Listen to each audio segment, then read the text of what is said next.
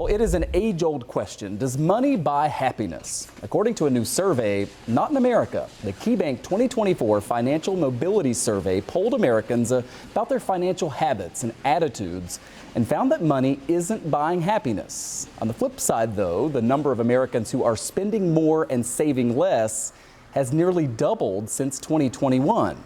A bit concerning. Joining us live here tonight to take a closer look at this is Matt Zwolinski. He is KeyBank Buffalo's market retail leader. Matt, good to see you. Thanks for coming in. Thanks for having me. So there's a lot to this survey, multiple pages, a lot of really fascinating stuff in it. Let me just start with, I guess, what stood out most to you, and was there anything surprising to you when you got these results? So shockingly, no, there was nothing surprising. I think we're all feeling the effects of the pandemic and making adjustments to our life post-pandemic, and kind of choosing what's really more important, work or having that work-life balance. And I think today, when we look at the survey outcomes, that work-life balance has risen to the top. Yeah, and you can see that just anecdotally in talking to people who are doing the hiring, right? It's very difficult to find employees unless you're in that sweet spot of where they can balance things out a little better. How is that just factored into how people think about what work is versus what life is?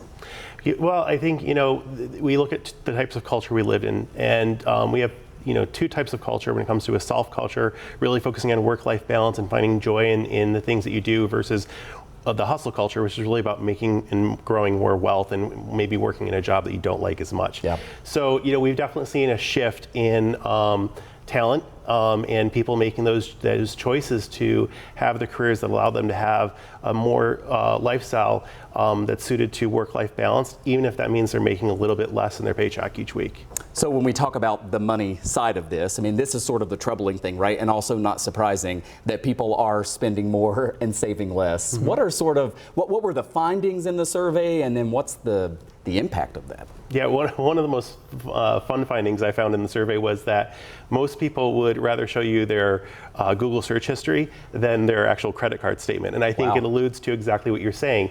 The amount of money people are spending today is so much greater than it has been in years past. And I think we've all been shocked at what we paid for in the past 6 months or a year for certain things. So I think that was one of the things that stood out really strongly to me.